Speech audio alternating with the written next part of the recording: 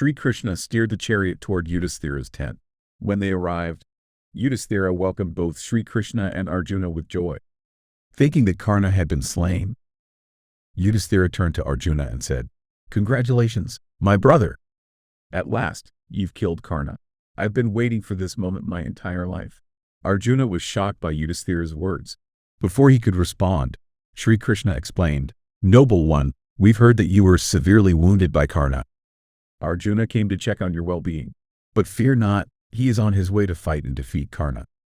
For perhaps the first and only time in his life, Yudhisthira lost his temper. Overcome with emotion, he shouted, "O slayer of demons!" He looked at Arjuna, seething with anger. "This man, this so-called hero, has deceived me." While I was lying awake night after night, terrified of Karna's power, Arjuna boasted that he would slay him. I have more respect for the Samsaptakas, who dared to die bravely. A true warrior either destroys his enemies or falls heroically in battle. Did Arjuna come here to see how I'm doing? Or did he come to mock me in my misery? If I had stayed in the forest, away from the battlefield, I wouldn't have suffered these cursed arrows and the insults of Karna, that arrogant son of a charioteer. Yudhisthira's anger only grew as he continued. Kunti gave birth to 2 sons, but it would have been better if her third child had been a daughter. Fine, a boy was born, but he lost his courage long ago. And yet, somehow, he has regained it, only to misuse it. How shameful, wielding the Gandiva, a gift from the god of fire, without even using it properly in battle. Still fuming, Yudhisthira turned to Arjuna once more. "I know you're not capable of killing Karna. I know how Karna will truly meet his end. Why don't you hand the Gandiva over to Sri Krishna? Let him wield it in battle. You, Arjuna, should drive the chariot instead.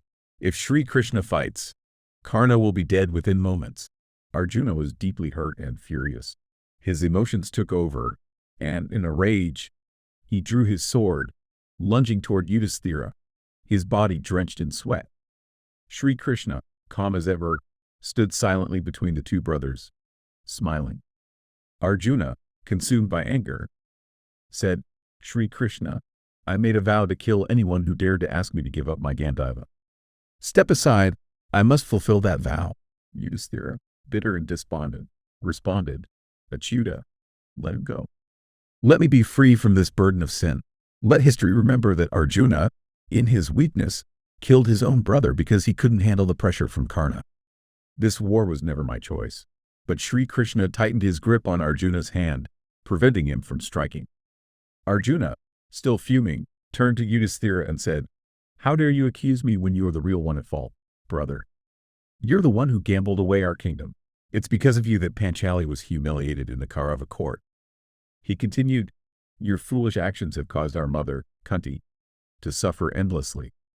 Madri's sons, the purest and noblest among us, were forced into slavery, not to mention Bhima, who possesses unmatched strength and bravery. And let's not forget, we lost Abhimanyu because of your reckless leadership." Yudhisthira, equally enraged, snapped back, "Arjuna, you think you're a great warrior, but tell me, who have you actually defeated? Bhishma only fell because of Sikandi. Drona wasn't brought down by your strength. You wouldn't have killed Jayadratha without Sri Krishna's help.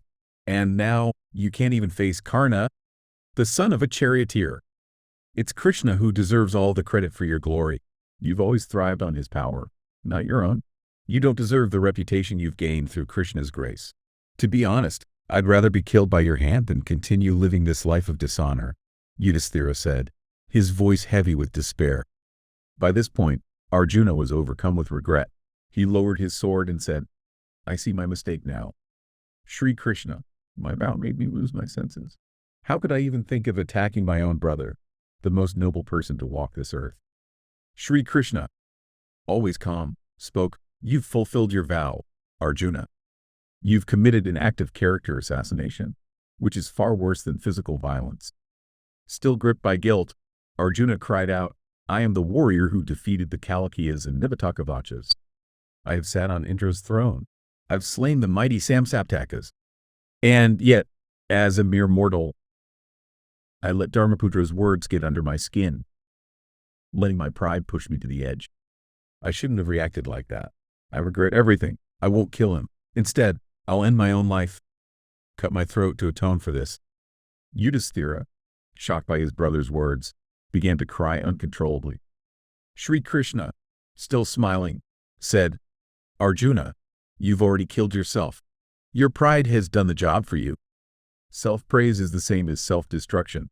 My dear Arjuna, go to your brother, Ajatasattu, who has already forgiven you. Ask for his pardon properly." Arjuna immediately knelt at Yudhisthira's feet, saying, "Brother, I beg for your forgiveness. As Sri Krishna says, only your righteous anger can truly defeat Karna. Your curse has already shortened his days. Now, I will go to the battlefield and end his life as is destined." Yudhisthira, his tears finally slowing, blessed his brother and said, "I forgive you. Go, and may you be victorious."